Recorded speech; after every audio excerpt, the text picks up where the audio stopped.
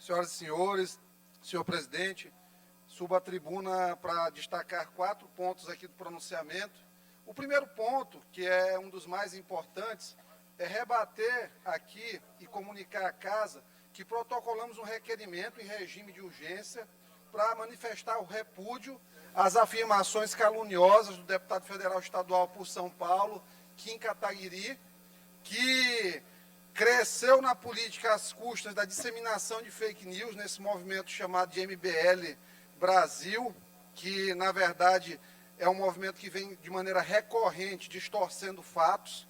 O Kim Kataguiri é um desses expoentes desse tipo de nova política que tanto envergonha quem, de fato, busca uma representação correta do povo. E, no caso aqui, a Assembleia Legislativa manifesta, através da sua presidência, o repúdio a esse cidadão que foi eleito por São Paulo, que chegou a retirar a postagem, mas em nenhum momento, presidente, ele teve a dignidade de se retratar. Que quando nós temos um erro de tal monta que atinge aí de morte a honra de uma instituição como a Casa do Povo do Maranhão, seria necessária a retratação. A Procuradoria foi acionada e já está tomando as medidas cabíveis. Ao deputado Kim, o nosso repúdio, que ele aprenda a se portar de fato como parlamentar, que uma das primeiras funções é justamente comprovar a veracidade das afirmações, que tem muito peso. Recebi, mesmo apagada a postagem, vários prints em grupos de WhatsApp tentando disseminar essa mentira. Portanto, ela foi, obviamente, desmascarada. O segundo ponto aqui, que a gente vem falar, é com muita preocupação o que está acontecendo na Universidade de Selma, no curso de medicina da instituição. Eu fui procurado por um grupo de alunos que trouxe uma série de reclamações que serão todas encaminhadas mediante um pedido de informações à instituição. Primeiro, houve a mudança do método avaliativo, eles substituíram o PBL pelo TBL em alguns momentos. E a verdade é que nenhum desses métodos, na sua essência, ele está sendo cumprido. Os alunos não estão tendo aula na grande maioria dos momentos em que deveriam ter aula. É óbvio que uma transição de modelo educacional, ela demanda tempo, mas, acima de tudo, empenho dos professores. Desde a mudança da reitoria, onde o professor Saulo foi substituído pela reitora Cristina Nitz, que a gente trouxe, inclusive, informações aqui de discriminação contra um professor da instituição muito antigo, o professor Amazonas. Desde esse momento, entrou em colapso o curso de medicina. O coordenador do curso, o professor Ivan Figueiredo, deputada Thaís, ele foi afastado, uma série de professores históricos foram afastados pela simples ótica do lucro na instituição. Os professores que já tinham salários melhores foram demitidos e substituídos muitas vezes por pessoas sem qualquer experiência em docência. E é óbvio que isso periclita a sociedade. No momento em que você forma um médico com uma formação deficitária, você está colocando um profissional à disposição da sociedade que tem uma probabilidade maior de errar. Então, eu vou listar aqui algumas das demandas dos alunos e das denúncias. Demitiram médicos especialistas e colocaram outros profissionais de outras áreas não médicas para dar aula. Biólogos para dar cadeiras que eles nunca nem viram, por exemplo, o que é um absurdo. Total respeito à profissão do biólogo, do biomédico, mas o tipo de disciplina que eles estão ministrando, eles não têm habilitação para tal. O programa chamado de PIBS, que é de interiorização, de medicina básica, eles reduziram a quantidade de vans pela metade, dificultando a chegada dos alunos que já pagam mensalidades da ordem de R$ 9.000 para isso. Então, o curso de medicina começou um processo de sucateamento. Os professores, eles têm sido retirados das salas de aula, proibidos de ministrar conteúdo, e por mais que você diga, é uma metodologia ativa, é o PBL, é o Problem Based Learning, isso aí não interfere na função do professor. Os professores, eles têm ensinado menos, os alunos estão muito preocupados e não receberam nenhum tipo de treinamento para essa mudança. A volta às aulas começou com atraso. Por quê? Porque eles demitiram vários professores, tem ambulatórios que eles foram fechados, os professores não estão tendo aula, por exemplo, de endocrinologia, o que é uma temeridade, e até agora eles estão fazendo contratações, portanto, uma verdadeira bagunça no curso do Uniselma. No 5º e no 7º período, eles mudaram o método, é TBL no 5º e 7º e o PBL nos demais. O TBL é uma coisa, é o Team Based Learning, que é onde eles pegam grupos de alunos e deixam os alunos basicamente fazerem pesquisa, porém, os professores não tiveram treinamento para isso. E aí o que é que hoje está vigorando na instituição? A lei do medo, a lei do silêncio. Os professores, com medo de demissão, eles estão calados, eles estão sendo oprimidos pela reitoria do Selma, e a gente espera que a presidência da Fundação, o doutor Mauro Fecuri, o Clóvis, eles tomem providência no sentido de restabelecer os trabalhos normais da reitoria, que desde que houve essa mudança, o curso de medicina do Selma entrou em franca decadência.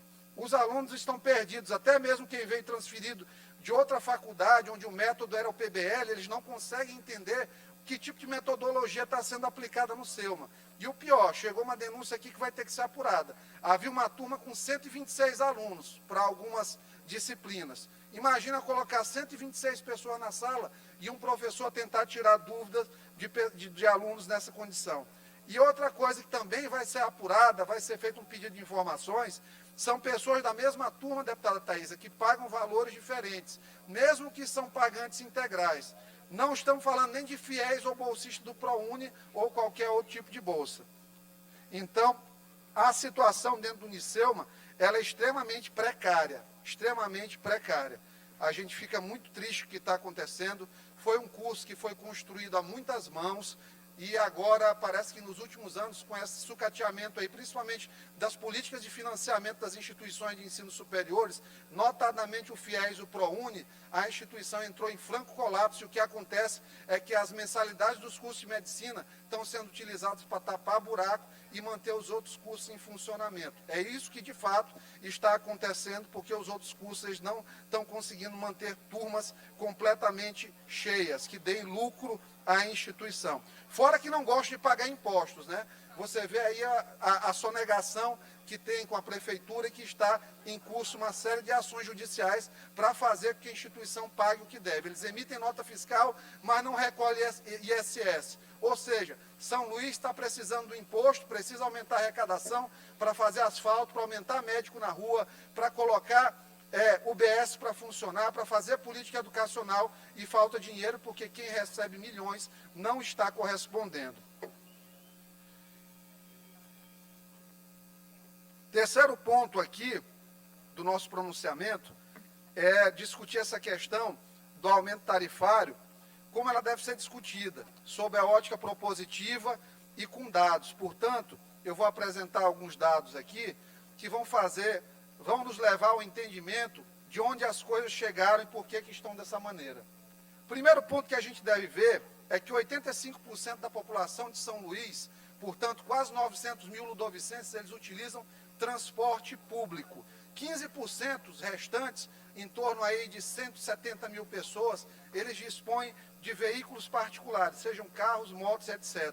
Só que aí existe um contrassenso espacial, que o que é? Esses 15% de carros e motos, eles ocupam 70% da área física no estacionamento. Ou seja, tem muita gente no transporte particular que poderia utilizar o transporte público, mas termina não usando porque há queixas recorrentes na questão da qualidade do transporte. Quando se fala em mobilidade urbana, o primeiro ponto é a gente saber que ela atinge todos os cidadãos. Quem tem problemas de locomoção, quem não tem. Mobilidade, ela está completamente relacionada à forma da gente viver. Ela precisa ser encarada como uma matéria que nos leva a ter qualidade de vida, deputada Mical. E hoje existem uma série de problemas.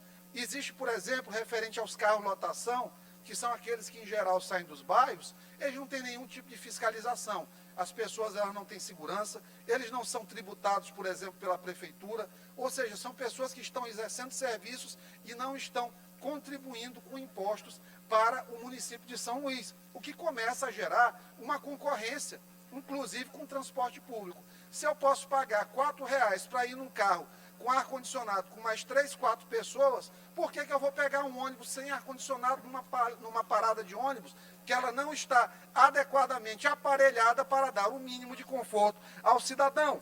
Então, há um crescimento desses carros lotação somados com os aplicativos de transporte. E isso fez com que o sistema público de transporte por ônibus perdesse cerca de 2 milhões de passagens, 2 milhões de passageiros, quando a gente computa pela ótica da passagem. Portanto, existe uma redução da ordem de 20%.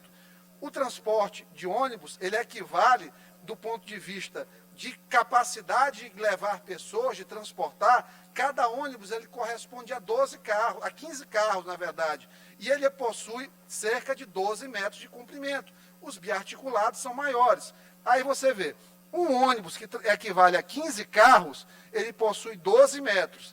Esses 15 carros, em fila, eles ocupam 200 metros. Ou seja, olha a discrepância de ocupação do espaço que a gente está tendo aqui dentro da cidade. E aí o resultado inequívoco disso é uma paisagem urbana com um perfil caótico que dificulta a vida das pessoas, que aumenta os tempos de deslocamento, que faz com que as pessoas consumam mais combustíveis, porque um carro que está andando com uma marcha reduzida, ele tem um consumo maior do que um veículo que mantém uma velocidade estável. E aí, por falar em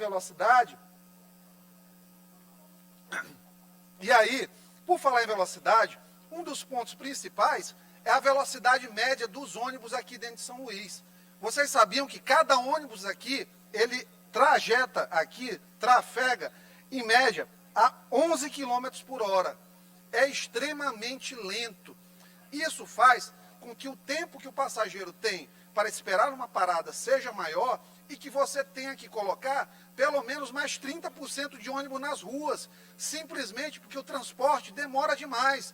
Enquanto o ônibus em São Luís anda a 11 quilômetros, um ônibus em São Paulo anda a 18,5 quilômetros. Ou seja, a cada 2 viagens, o ônibus de São Paulo consegue fazer mais uma. Então, é óbvio que a gente tem uma frota que está dimensionada, mas essa frota não consegue atingir um resultado final, que é transportar o passageiro em tempo hábil e da forma que precisa, com segurança. Só para efeito de comparação, nós vamos ter aqui, vou mostrar essa tabela. São Paulo, há 786 quilômetros de corredores. Rio de Janeiro, 299. Quando a gente vai aqui para o Nordeste, vamos falar um pouquinho de realidade nordestina, Fortaleza tem 98 quilômetros. São Luís, dados de 2018, mostra que só tem 11 quilômetros de corredor. E aí foi feito ainda daquela forma não pactuada, que, por exemplo, prejudicou o comércio no São Francisco. Muitos comerciantes reclamam do que aconteceu dali. E aí as pessoas precisam, nesse momento de construção de política pública, e transporte é uma política pública, é um direito social previsto no artigo 6º da Constituição, a gente precisa pactuar essas soluções. E não há, é um outro detalhe que a gente tem que falar, e é necessário enfrentar essa questão de maneira muito responsável, tendo em vista que é uma garantia constitucional e como direito social, ele deve ser fornecido pelo poder público, é a questão do subsídio ao transporte. Aqui nós temos verdadeiro pânico quando falam em subsidiar o transporte público. E não pode ser assim, porque hoje existe uma despesa a ser paga. O combustível subiu, há aumento de funcionários do setor rodoviário, há despesas, por exemplo, com a colocação de ar-condicionado dentro dos ônibus, e as pessoas que precisam ter este conforto nos coletivos. E aí o que acontece? Se aumenta a passagem, é problema. Então, para não aumentar a passagem, a gente tem que criar condições para baixar a despesa, baixar o custo do transporte, para a gente conseguir reduzir a passagem. Porque se aqui em São Luís a gente não fizer um investimento público no sistema de transporte, achar que licitou, que entregou a concessão pública e não fez nada, nós vamos ter uma passagem cada vez mais cara. E nós não estamos falando só de prefeitura, não. A MOB vai aumentar essa semana o transporte intermunicipal. O Expresso Metropolitano vai equiparar e ainda vai para 20 centavos a mais. A gente não está falando de um problema só de prefeitura aqui. A passagem vai subir. E o Estado do Maranhão hoje, ao contrário do que foi propagado aí por algumas pessoas extremamente irresponsáveis, que não vale nem a pena citar aqui, caso contrário a gente vai pensar, vão dizer que a gente está usando a Assembleia para palanque, eles foram para a rede social para dizer que desafiar, na verdade, o governo e a prefeitura a fazerem uma parceria para reduzir o ICMS do combustível do diesel. Ideia brilhante do rapaz. Foi colocada, implantada aqui em São Luís, na região metropolitana, desde 2015. A alíquota que era de 18%, 18,5%, baixou para 18%, foi para 2%. Para vocês terem noção, isso equivale, o Estado do Maranhão, o governo do Estado, renuncia anualmente 30 milhões de reais, são 2,5 milhões de reais por mês de ICMS de combustível, ou seja, o governo do Estado está subsidiando o transporte público municipal, inclusive, então precisa que a Prefeitura também discuta, porque a gente quer fazer uma discussão séria sobre isso aqui. A gente tem que ver o método que vai utilizar para fazer com que a passagem, ela não, todo ano, tenha esse nível de impacto, porque realmente, para um pai de família que ganha 18 que ganha um salário mínimo, um aumento, por exemplo, aí de 18, 20 reais por mês no custo dele com transporte é muito, porque vocês viram, a carne aumentou mais de 35%. Hoje, quem tem condição de colocar um bife na sua mesa com um salário mínimo não existe praticamente. A pessoa está comendo ovo dentro de casa porque tem que escolher se come ou se paga a passagem. E é claro que vem um aumento como esse e assusta todo mundo. E aí a gente tem que fazer o quê? A gente tem que discutir. A gente não pode só apontar culpado. O culpado não é a Prefeitura de São Luís de maneira isolada, o culpado não é o governo do Estado, o culpado não é o empresariado, o culpado não é os sindicatos rodoviários. A gente tem que sentar numa mesa e discutir de fato uma solução para isso aqui. As empresas de aplicativo, Dona Uber veio para cá, Dona 99, uma série de empresas de aplicativo, ganhar dinheiro em São Luís, muito dinheiro, e não deixa um centavo, deputado Edivaldo Holanda, de ISS aqui dentro da nossa cidade. Eu tive uma conversa com o secretário de Fazenda, ele me disse que a gente tem possibilidade, quando fizer a cobrança dessas empresas para cá, de arrecadar mais de R$1 milhão por mês com o ISS dessas empresas e fazer investimento no sistema de transporte, porque é isso que precisa. A gente tem que chegar um momento em dizer, vamos sentar todo mundo, que senão vai quebrar. Não serve a ninguém deixar as empresas de transporte quebrado, porque vai desempregar pai e mãe de família, vai reduzir geração de renda no Estado, vai dificultar para todo mundo, vai reduzir plano de saúde, vai reduzir empresa de vale de refeição, vai diminuir consumo de supermercado. Isso aqui é uma roda que ela está toda conectada e a gente precisa ter esse entendimento. Então precisa sim, tem fundo para educação, tem fundo para saúde, tem fundo de segurança pública e a gente não quer fazer um fundo para transporte, para fazer investimento. A gente tem que discutir isso sim. Chegou a hora, senão vai gestão atrás de gestão. Quem vier depois do prefeito Edivaldo vai ficar com essa palhaçada que nem eles vão para a rede social falar, que isso não vai mais acontecer, mas me aponte como. Me diga como você vai resolver, cara. É fundamental a gente discutir as coisas na seriedade. A população não aguenta mais mentira. As pessoas estão cansadas de não entendimento dos problemas.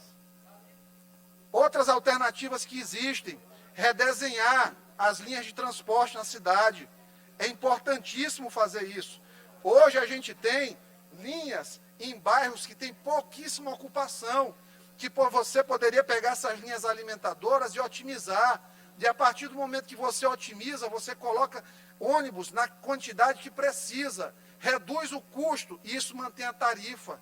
É óbvio, são coisas que são necessárias. A gente não pode viver mais sem um plano de mobilidade urbana decente, integrado, que respeite a economicidade e a sustentabilidade em longo prazo. Até porque, quanto mais ônibus na rua, mais poluição, pior qualidade do ar, mais barulho, mais engarrafamento, piora na vida do cidadão. Investir estrategicamente esse recurso do asfalto e para todas as vias onde passa ônibus. Passou ônibus, tem que estar um tapete para o ônibus não quebrar, para não atrasar a chegada da Dona Maria no trabalho, para não aumentar o custo de revisão dos ônibus, para não ser repassado na tarifa, porque a gente tem que encontrar fonte de financiamento, a gente tem que encontrar meios de resolver essa confusão. Então, uma das coisas que a gente propõe é a criação de um fundo municipal de transporte, a ser financiado por esses ISS, desses aplicativos de transporte, e outras receitas, inclusive, destinação de emenda parlamentar, emenda, inclusive, dos vereadores de São Luís. O benefício do ICMS, como já foi falado aqui, do Estado, ele gera aqui uma renúncia de 2,5 milhões por mês. O governo do Estado já subsidia o transporte em São Luís, na ilha, em 30 milhões de reais por ano. A gente precisa discutir com a Prefeitura, e é esse momento. E, como já falei antes, na sexta-feira, até sexta-feira, a MOB deve anunciar a equiparação da tarifa, porque só assim ela consegue participar do sistema de integração. Então, ela precisa fazer essa equiparação, infelizmente, mesmo com o subsídio que o governo faz, a MOB precisa, porque senão você não consegue entrar no sistema do bilhete único. Então, eram essas ponderações que a gente tinha para fazer sobre transporte, e agora a gente passa aqui para a parte boa, né, que é um momento de muita felicidade agora. O presidente Otelino assinou hoje a promulgação do projeto de resolução legislativa de nossa autoria, que inclusive partiu aqui, nós fizemos uma melhoria no projeto de uma ideia inicial que foi trazida a esta casa pela deputada Nila Mello, que ela criou, na época ela fez um projeto legislativo para criar a comissão de cultura na Assembleia, de turismo, perdão. Ela fez essa proposta de criação da comissão de turismo na Assembleia. O que é que nós verificamos? Turismo e cultura, eles andam juntos. Você ter uma comissão apenas para discutir a parte do turismo, talvez fosse empregar excesso de recursos apenas na matemática. Então, a gente juntou ambas e foi promulgada hoje pelo presidente a Comissão de Turismo e Cultura da Assembleia Legislativa. Amanhã está publicada, está em vigor, e onde tem sido anunciada, no interior do Maranhão, em Carolina, em Imperatriz, tem sido objeto de muita comoção, inclusive. O presidente Otelino estava me contando, o deputado Marco Aurélio talvez seja capaz de dar o veredito, o testemunho, na verdade, que houve um cidadão que na Assembleia em Ação que houve em Imperatriz, ele se emocionou, porque ele viu como a possibilidade de toda aquela região ali, região Tocantina, sul do Maranhão, em Balsas, foi a mesma coisa, deles terem um olhar carinhoso para as suas potencialidades. O turismo na Bahia é uma atividade que gera pelo menos 6% do PIB do estado. O Maranhão tem que caminhar nesse sentido, porque nós somos um estado bonito, nós somos um estado de belezas naturais, de pessoas acolhedoras, de pessoas que precisam, de fato, cada vez mais construir suas vidas, e a atividade econômica, a cultura, essa coisa lúdica, ela é fundamental para a vida da gente. Então, estou muito feliz com isso. É um momento que, quando a gente consegue contribuir para a estruturação de uma casa como a Casa do Povo, é uma memória muito boa que a gente vai carregar para a vida, e é um dia muito especial. Eu agradeço a cada colega que nos apoiou nesta missão e divido com todos essa vitória. Muito obrigado.